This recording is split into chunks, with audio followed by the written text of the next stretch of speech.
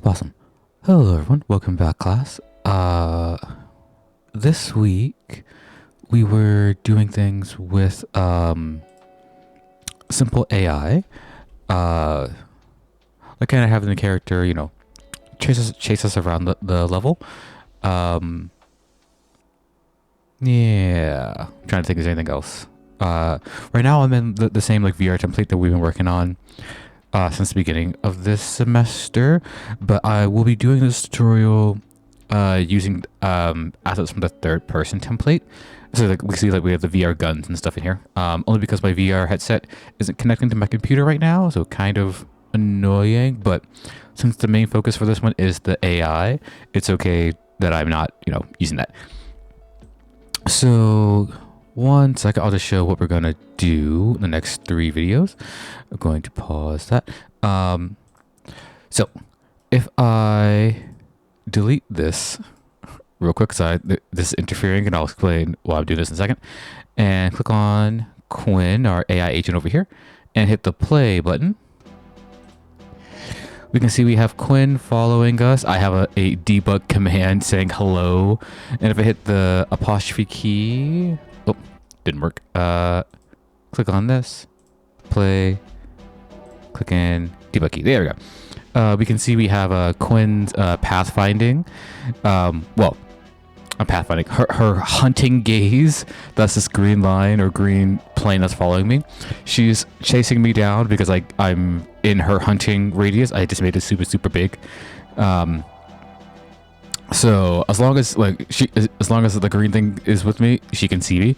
But I'm going to hop over here outside of her radius, and we can see that now that I'm outside of her hunting radius, she's just randomly wandering around the area. She's on the top of right now. I'm just trying to stay out of her radius. Like, she's not chasing me down. But if I go find her a bit to see what she's up to, she shouldn't be stuck. She should just be doing random things. Let's see. What is she doing? Yeah, she's just randomly patrolling. Yeah, so once I enter her hunting radius, then she'll hunt me down across the level. That's what we're going to try to recreate. Man, she just really likes that quarter. She's kind of dumb. She doesn't see me, but now she does. Okay, let me. Well, jumping down levels is a good cheat. I didn't realize that. Good to know. Okay. So what I did previously is that as I mentioned, I'm in the VR level. I'll just do this real quick because there's some bugs I wanted to address for the class. In the VR template, we always have this like VR spectator camera, which you can see right here. It's its own blueprint. And the reason why I deleted it is because if you're trying to do something interesting, like combine third person and VR templates, and you hit the play button with that camera in here, it consumes input. So right now, like I'm hitting the WASD keys and moving my mouse and nothing's happening, but the arrow keys work. This is kind of a cool fixed camera angle, but it's just something to note if like your enhanced input system isn't working. It's because that VR spectator thing is consuming input. So if I delete it and then play, now I have full range of input again. Very weird. It took like an hour to figure out it was doing that. Extremely annoying, but whatever. But well, that's something to keep in mind. So I actually don't want to delete it. I just don't want it to do things, but I'm not sure how to like toggle it off. There's probably a way, I'm just not thinking about it. So right now I'll delete it and I'll try to remember to add it back in. But okay, so to get started with like the AI portion, so like this Quinn model we're gonna have follow us around. What we would do is we come up to the content drawer, and this is extrapolated from a tutorial I did like a few years ago that like I like watched and like learned about. I can't think of what the name of it is, but I'm just recreating it in from whatever remember and updating it for VR. So what we're gonna do is I already have the third person like template in my project, and I mentioned to do that you just click add, go to add feature, and click on third person and add it into your project. Because again, we're in the VR one. This is primarily for VR. But with that, I created a folder, and this character folder is what you get in the third-person template for AI stuff. So I'm actually going to create a new one just so I can like do the demo from scratch. Call it AI02. I know, bad naming conventions, but you know, whatever. And what we're going to do is that we're going to be creating a NPC to follow us, a behavior tree, a blackboard, and a AI controller class. That's what this one is. And then tasks to give our AI things to do. So in our new folder, I'm going to create a new blueprint that will serve as the enemy that's going to hunt us down. So I'm going to create two actually. I'm going to blueprint class, create a character, which is fine. I'm going to call this BP skeletal NPC. And I'm going to make a new one. Actually, I'm going to duplicate this one. I'm going to call this BP static NPC. Because Quinn is a skeletal mesh, but I mentioned in class we can do this with like a static one. So with the static one, which is a bit easier. Normally when you open up a blueprint, you get the full thing, but sometimes it comes up with like this little, like this data only blueprint. You can just click this and it'll open up the full gambit. And actually, I didn't need to make a character class for this, but that's okay. So in the viewport, we see we have this capsule collider. This is where our thing is going to go. And if I just wanted to have something simple, so instead of like, you know, a fully rigged and animated character follow me around, I can just import a static mesh and give it whatever I want. I'm actually just going to give it a cube. I'm just gonna, let's see, scale it down so it's inside the capsule. And just so I know which way is forward, I'm gonna duplicate this. Gonna move this one up. Gonna turn it sideways. Oh no, I don't want to be chased by a Christian iconography. That is actually quite terrifying to me. Okay, I'm just gonna. Oh God. Just gonna. Oh, God.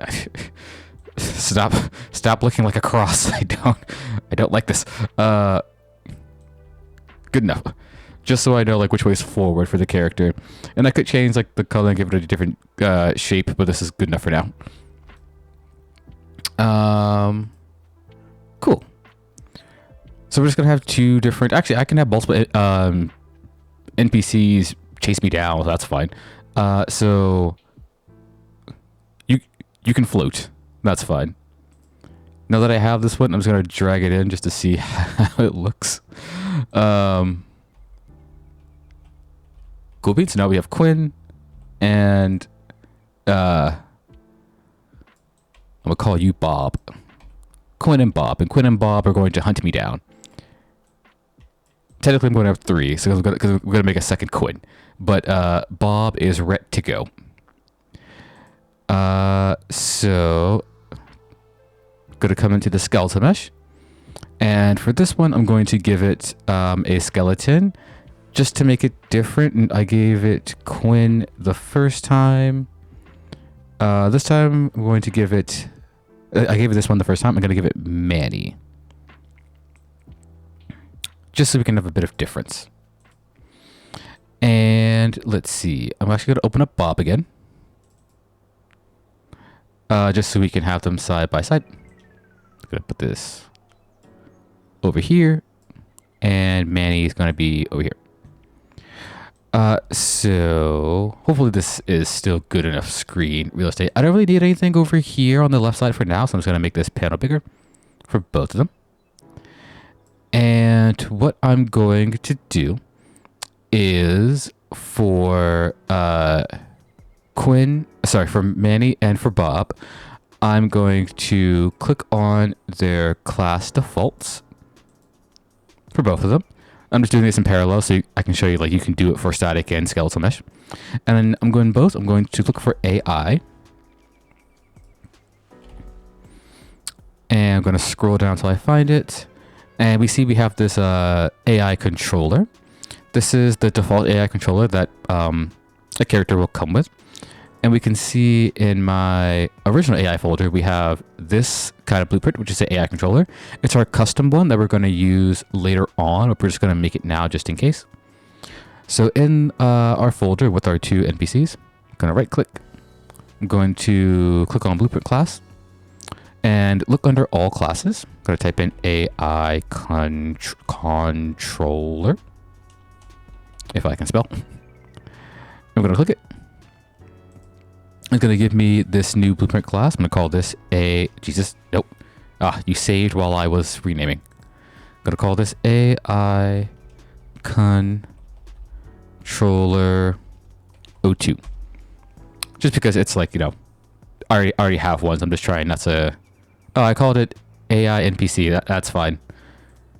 AI controller 02. So I'm going to click it. I'm going to make my content drawer go down. And I'm going to set this for both of them. And yeah, we're not using this yet. If I click on it, I can open it up. And we can see it's just like a normal blueprint.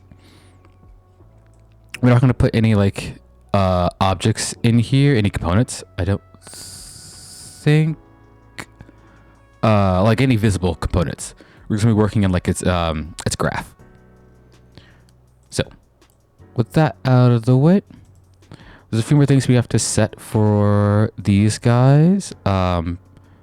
For Bob and Manny, if I'm still in here, if I type in let's see, control. Yeah, okay. Looking for controller. So because they're going to be AI controlled, they're going to move in a particular kind of way. If I was controlling Bob or Manny, I would want my pawn to use controller rotation and not use controller desired rotation. So essentially, it's like, it's hard to explain, but the difference between like whether the camera is kind of controlling part of the rotation, or whether, when if Manny's running straight and then its AI tells it to turn to the right, its mesh should follow and turn that way. But if you were controlling Manny and say you were looking to the right, but you still wanted to be going forward, like you could do that, but we don't want the AI to be able to like have that difference in rotation. Wherever he's going, he should face that way. Same for Bob. So that's why we set that. So yeah, let's see. Controller desired rotation on, and then make sure these three are unchecked. And I think that's all we have to do for Bob. So I'm going to close Bob for now. Unless I forget something, then I'll come back to him. There we go. And for Manny, there's a little bit of things, extra stuff we have to do, which I'll try to do. I could do it quickly, but I'm going to run out of time. So I'll probably do it in the next video. But essentially what we're going to do is that we're going to set his animation class, and because we're using the third-person template, I can just look for the APB unarmed, which will give me, this idle walk animation, and we can see like it's already working for him. So if I place him in the world, I don't think he is gonna start doing that. He's gonna start idling. Now we have our 3 AI agents that are gonna hunt us down. This is actually gonna be quite terrifying. But cool. I will pause here, and I'll see you guys in the next video where we'll set up their AI interactions.